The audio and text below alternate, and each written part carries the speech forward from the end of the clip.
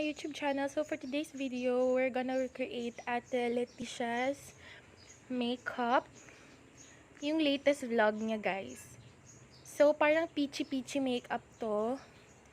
So yan. I'm using this AB Advance BB cream in the shade Natural.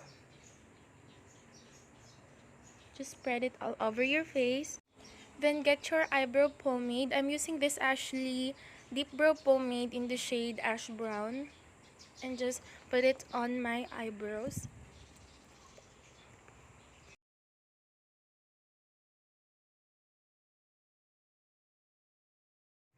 Then get your powder. I'm using this Johnson's Baby Powder just to mattify my face.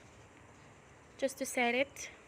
Then I'm using this Beauty Glaze Color Fusion palette, and let me just get this orange shade and put it on my crease and blend it.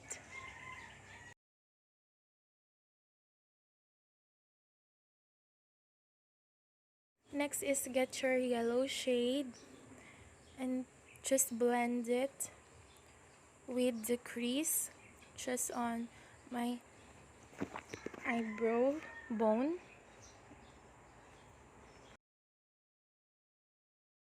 Get your neutral eyeshadow palette. I'm using this Beauty Glaze Perfect Neutral eyeshadow palette.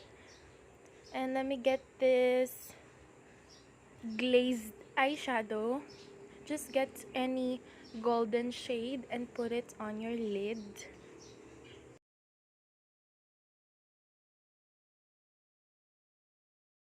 Then get your eyeliner. I'm using this black eyeliner that I bought from Shopee.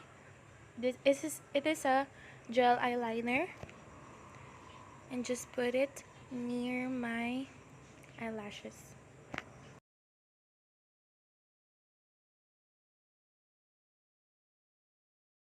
Then get your contour palette. I'm using this contour palette from Nichido, and just put it on my cheekbones just to define it and contour it.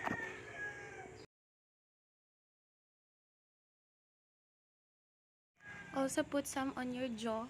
And then get your blush on. I'm using this Ashley blush on, and just put it on your temples. Just blend it well. Next is contour your nose. I'm still using this Nichido contour palette. And then get your highlighter. I'm using this EB Advanced Glow Out highlighter in the shade Spotlight.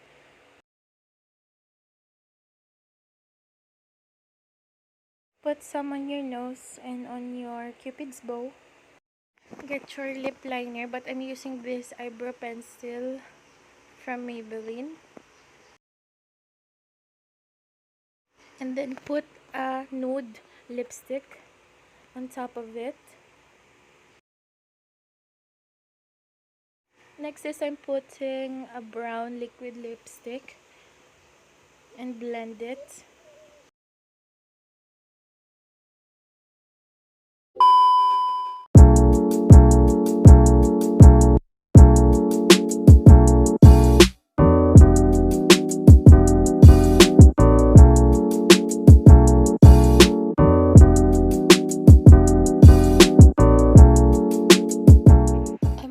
Posting vlogs every day, if not every day, during Fridays and Saturdays, so stay tuned. Bye guys, thank you for watching. I hope you liked this video. Don't forget to give it a big thumbs up down below and comment your thoughts about this video, and don't forget to subscribe and click the notification bell. Bye guys.